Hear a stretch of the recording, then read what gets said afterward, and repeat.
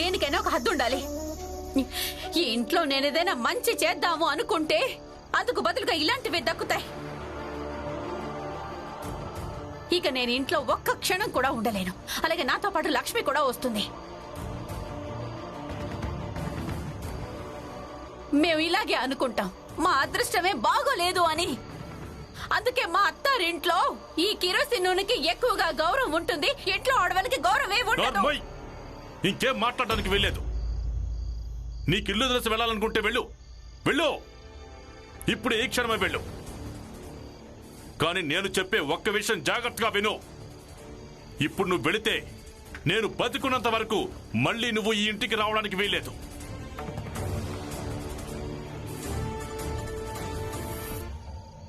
నాటకాలు ఆడుతుంది. అన్నయ్య,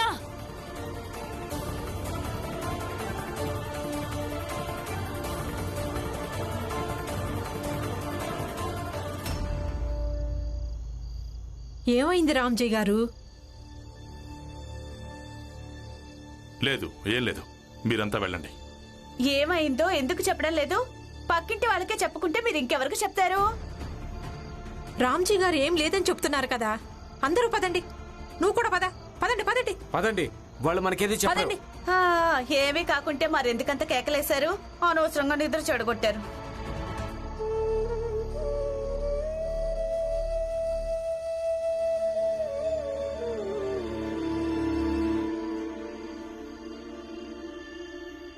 ఇంకా ఏం ఆలోచిస్తున్నావు? ఈ ఇంట్లో మనం ఉండలేం లక్ష్మి. నేనేం చెప్పానో వినపడలేదా? పద. అమ్మా,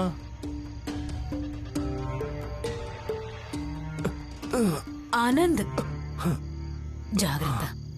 అమ్మా, ఒకవేళ నాన్న మిమ్మల్ని కోపంలో ఏదైనా అనగానే అప్పుడు మీరు ఎప్పటిలానే ఇల్లు వదిలేసి వెళ్తానని పట్టుపడతారా? అమ్మా, మీకు తెలుసు నాన్న భీమ్ చదువు విషయంలో ఎంత గంభీరంగా ఉంటాడో. అవును తెలుసు, ఎంత గంభీరంగా అంటే మిగిలినవన్నీ బంధాలన్నీ భీమ్ చదువు ముందు తేలికైపోతాయి. ఈ ఇంట్లో ఎవరికి ఎలాంటి ప్రాధాన్యత ఉండడం లేదు. నోరు మూసుకో. నోటికేదొస్తే అదే మాట్లాడుతూ ఉంటావు. అవునా? అయితే మీరే చెప్పండి, ఇది సరైందేనా? అత్తయ్యను మామయ్య తిట్టి నోరు మూయించాడు, ఇక దాంతో అంత చక్కబడిపోతుందనుకున్నాడు. లేదు, దీనివల్ల ఏది చక్కబడిపోదు. నిజానికి పదే పదే తిట్టి నోరు మూయించడం వల్ల ఇంకా ఇవన్నీ దిగజారిపోతాయి. లక్ష్మి, అత్తయ్య, అక్క, కోపం తెచ్చుకోకండి. నేను మీ ఇద్దరిని క్షమాపణలు అడుగుతున్నాను. శాంతంగా ఉండండి. శాంతంగా ఉండాలా? శాంతంగా ఎలా ఉండాలి? ఇక్కడ ఏదైతే జరుగుతుందో అది నీ వల్ల, అలాగే భీమరావు కారణంగానే జరుగుతుంది. చదువుకోవడానికి అత్తయ్య నూనె ఇవ్వలేదని ఒప్పుకుంటా. ఈ రోజు తను నిద్రపోవచ్చు కదా, బయటికెళ్ళి చదవాల్సిన అవసరం ఏముంది? తను బయటికెళ్లకుంటే ఇదంతా మావయ్యకి తెలిసేది కాదు, అలాగే ఇవన్నీ జరిగేవి కావు. మీరిద్దరు చెప్పింది నిజమే. తప్పు మీరే చెయ్యాలి, అలాగే ఇది కూడా ఆశించాలి. మీ ఇద్దరు తప్పుల్ని ఇంకొకరు దాచిపెడుతూ ఉండాలి. చూడు లక్ష్మి, నాకు ఇంకా నాన్నకు మా ఇద్దరి దృష్టిలో భీమ్ చదివే అన్నిటికంటే మాకు ముఖ్యమైనది. అయితే మీ ఈ ప్రాధాన్యతల్ని మీరిద్దరే కాపాడుకుంటూ ఉండండి. మేమిద్దరం ఇక ఒక్క క్షణం కూడా ఈ ఇంట్లో ఉండలేము. పదలక్ష్మి. జీజా, కూర్చో. నువ్వు కూర్చో. జాగ్రత్తగా, నెమ్మదిగా నెమ్మదిగా. జీజాబాయ్! అత్తయ్య! జీజాబాయ్, తలుపు తెరవండి. జీజాబాయ్! జీజాబాయ్, తలుపు తీయి. జీజాబాయ్! లక్ష్మి! అత్తయ్య! ఏంటి దీని పిచ్చితానో? జీజాబాయ్! లక్ష్మి! లక్ష్మి! నేను కిరోసిన్ ఇవ్వను. నా కొడుకు చదువుకోవాలి. మా భీమ్ చదువుకోవాలి.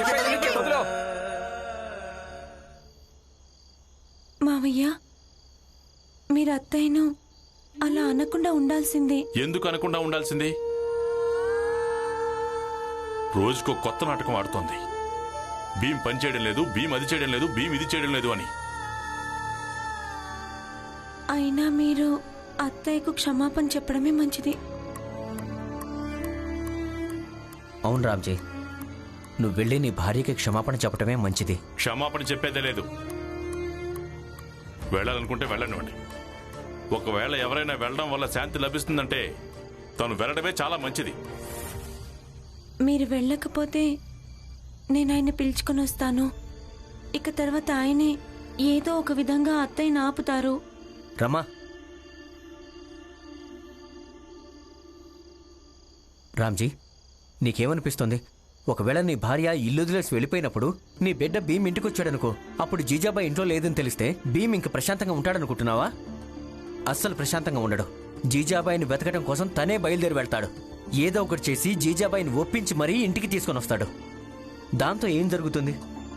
దానివల్ల కేవలం భీమ్ చదువు మీద ప్రభావం పడుతుందంతే. తన సమయం వృధా అయిపోతుంది, తనతో పాటు మనందరి సమయం వృధా అయిపోతుంది. రామ్జీ, దయచేసి నా మాట విని నువ్వు వెళ్ళి కాస్త జీజాబాయిని బతిమిలాడితే మంచిదే. తనని ఇల్లొదిలి వెళ్ళొద్దని చెప్పు.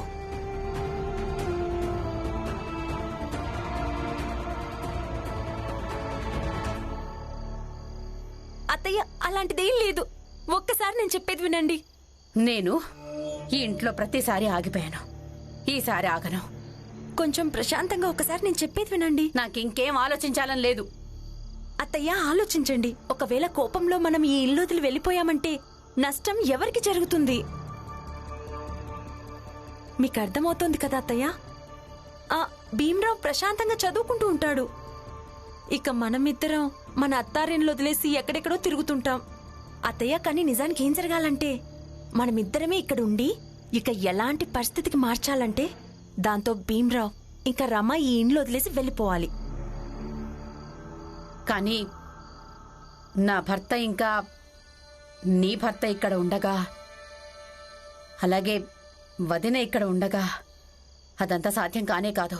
ఇదే మనిద్దరి పోరాటం అత్తయ్యా. ఇక ఈ పోరాటం చేసి మనం ఎప్పుడు గెలవగలుగుతామంటే మనం ఇక్కడే ఉన్నప్పుడు. వెళ్ళిపోయామంటే ఓడిపోతాం కదా అత్తయ్యా.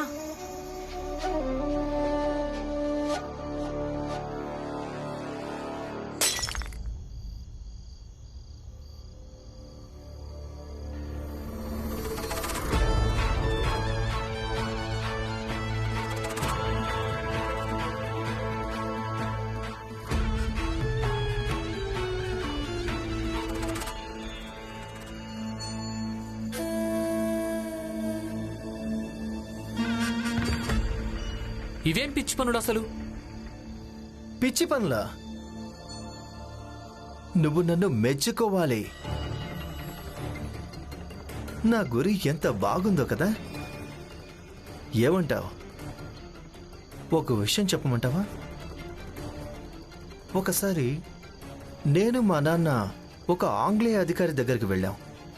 అప్పుడు ఆ అధికారి గోల్ఫ్ ఆడుతున్నాడు. ఆ రోజు నా మనసులో ఒక సందేహం కలిగింది, నా గురి సరిగ్గా ఉంటుందా లేదా అని, నేను గోల్ఫ్ ఆడగలనా లేదా అని.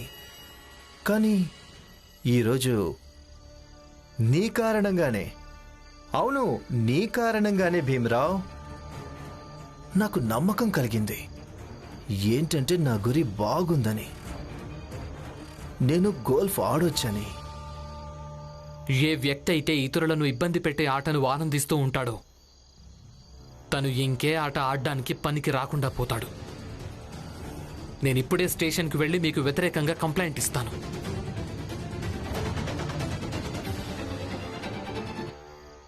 జీజాబాయ్,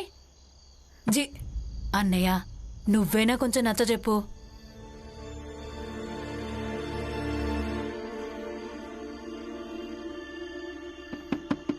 జీజాబాయ్, జీజాబాయ్, తలుపు తీయి. అత్తయ్య, వెళ్ళి తలుపు తీయండి.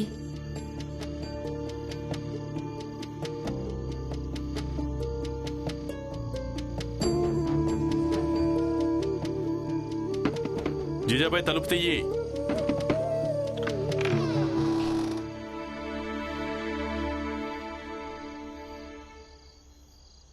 జీజాబాయ్, నువ్వు నన్ను క్షమించు. నేను నీ మీద కేకలేయకుండా ఉండాల్సిందే. నేను నా జీవితంలో ఎప్పుడూ భీమాబాయి మీద ఈ విధంగా కేకలేయలేదు. అందుకు నన్ను క్షమించు. అలాగే ఎలాంటి పద్ధతి వెతకాలంటే దాంతో నువ్వు భీమ్ మీద నీకు ఎలాంటి ద్వేషాలున్నా సరే ఈ ఇంట్లో ఉండగలగాలి. అలాగే భీమ్ జీవితం ఎలా ఉందో అలాగే సాగుతూ ఉండాలి. అదే నువ్వు నీ భర్తకు చేసే అతి పెద్ద సహాయం అవుతుంది. నువ్వు ఈ ఇల్లు వదిలిపెట్టి వెళ్లకు.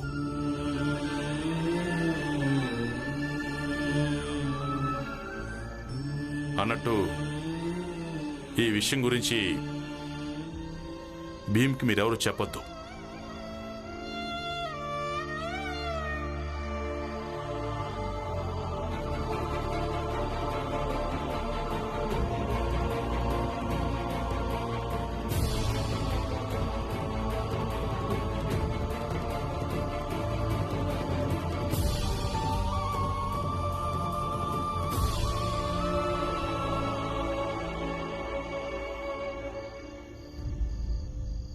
సరే అయితే మీరు కూడా విశ్రాంతి తీసుకోండి. లక్ష్మి, నేను నీకు ఒక విషయం చెప్పాలనుకుంటున్నాను. ఇంట్లో ఏదైతే జరుగుతుందో అలా జరగనివ్వద్దు. భవిష్యత్తులో ఇలా అవుతుందేమో. మన బంధం కూడా అమ్మా నాన్నల బంధంలా మారుతుందేమో.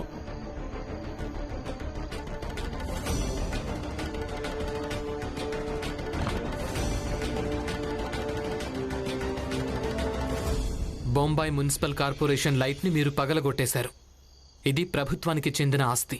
ఇక ప్రభుత్వం ఆస్తుల్ని ధ్వంసం చేయటం చట్ట ప్రకారం నేరం. రండి సోదరులారా, పదండి. చూడండి, ఇదిగో చూడండి, మన ప్రాంతానికే వచ్చి ఈ భీమరావు ఇక్కడి బల్బు పగలగొడుతున్నాడు. ఏంటి? ఇప్పుడే వీడిని స్టేషన్ తీసుకెళ్దాం, పదండి. అవును, పదండి.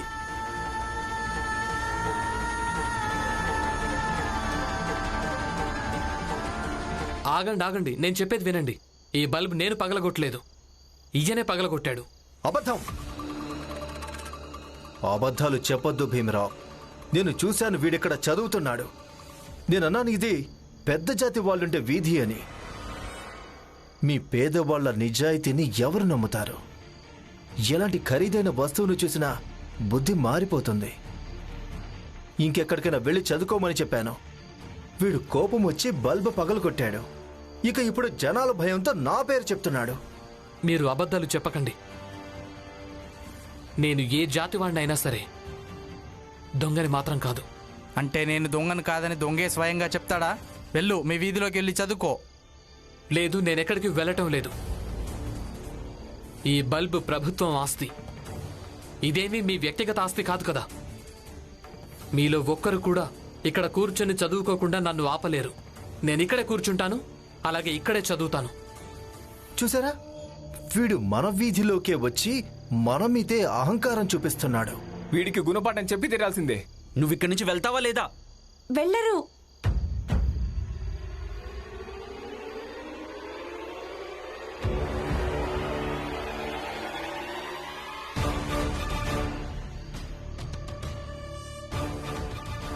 అయినా ఎందుకు వెళ్ళాలి?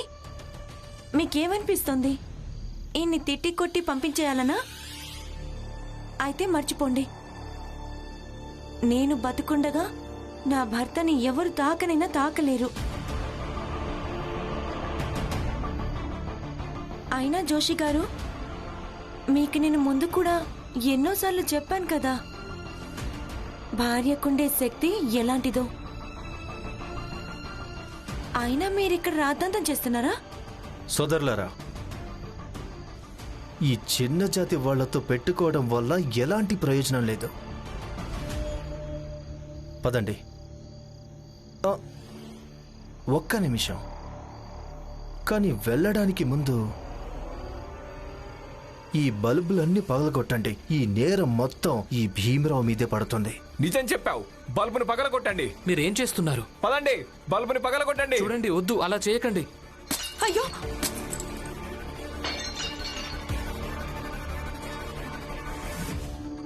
ఇప్పుడు చదువుతూ ఉండు.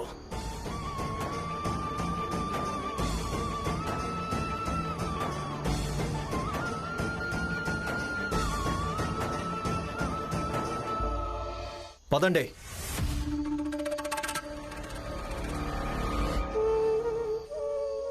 చూసావరమా, ఇది అన్నింటికంటే పెద్ద సమస్య. వీళ్ళంతా స్వయంగా చీకట్లో ఉంటారు, కానీ ఇతరులకు వెలుగు లభిస్తుంది అంటే మాత్రం వీళ్లకు కష్టంగా ఉంటుంది.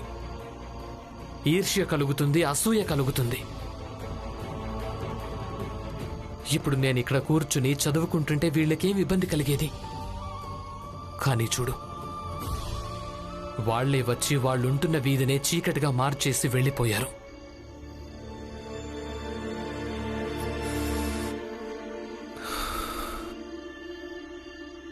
ఇంటికి పదండి. వీళ్ళు లైట్లను పగలగొట్టారు, కానీ పొద్దున సూర్యుడు ఉదయిస్తాడుగా, దాన్ని ఉదయించకుండా ఆపలేరు కదా. రేపు రాత్రి వరకు నూనె ఏర్పాటు ఏదో విధంగా అయిపోతుంది.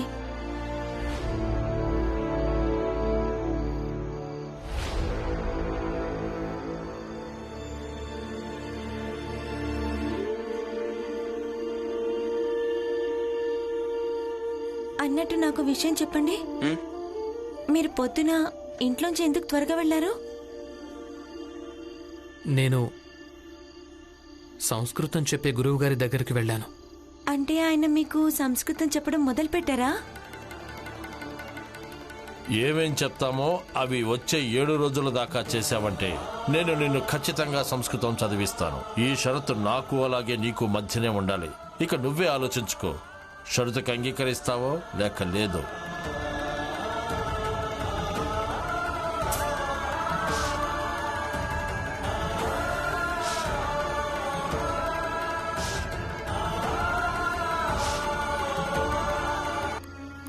లేదు, ఆయన ఏం చెప్పారు అంటే, ఒకవేళ రోజు ఇలాగే వస్తూ ఉన్నావంటే ఒకరోజు సంస్కృతం నేర్చుకుంటామన్నాడు.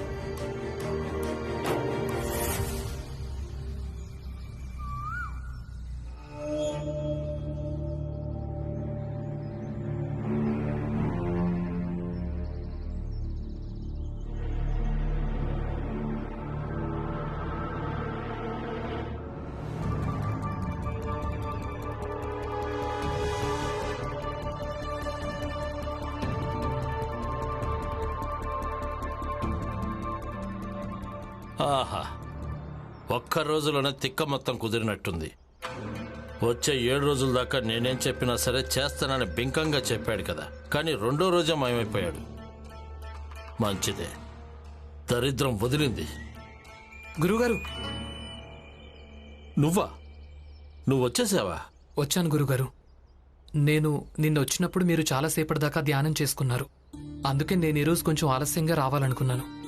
ఎందుకంటే నా కారణంగా ఒకరి దినచర్యలకు ఎలాంటి ఇబ్బంది కలిగినా అది నాకు అంతగా నచ్చదు. గురువుగారు, నేను ఈరోజు ఏం పని చేయాలి? నిన్న ఏం పని చేసావు అదే పని చేయి, దాంతోనే మొదలుపెట్టు. అలాగే గురువుగారు. చీపురు ఎక్కడ పెట్టావో అక్కడే ఉంది, తీసుకో. సరే. అగో, నేనే ఇస్తాను.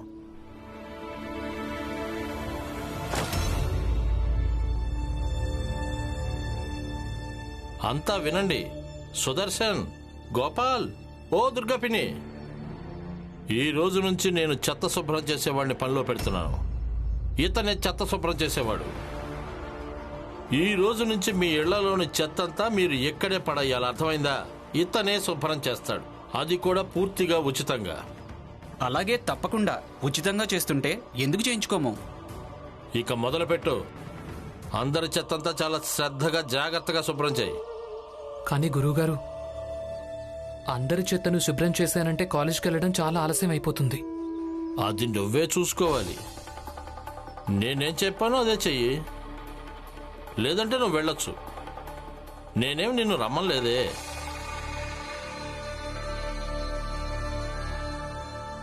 చెత్త మొత్తం శుభ్రం చేసి కాలేజ్కి వెళ్తాను. నిన్న నువ్వు చెత్త మొత్తం అక్కడ మూలన పడేసి వెళ్ళావు. దాన్ని ఎత్తుకొని కొంచెం దూరంలో ఒక గుంత ఉంది, అక్కడ పారేసి రావాలి. అలాగే. నిన్న నువ్వు పనికెళ్ళడం వల్ల ఇంట్లో ఎలాంటి గొడవ కాలేదు కదా? లేదు, మావయ్య ఎవ్వరికి ఏం చెప్పనే లేదు. ఉదయం మావయ్య పనిలోకి వెళ్తున్నప్పుడు ఏమన్నారంటే, ఏ పనైనా చిన్నది పెద్దదంటూ ఉండదు, కానీ పని మాత్రం ఎక్కువగా చేయొద్దన్నారు. చూడండి, మీరు ఇసుక మట్టి ఎత్తే పని చేస్తారా?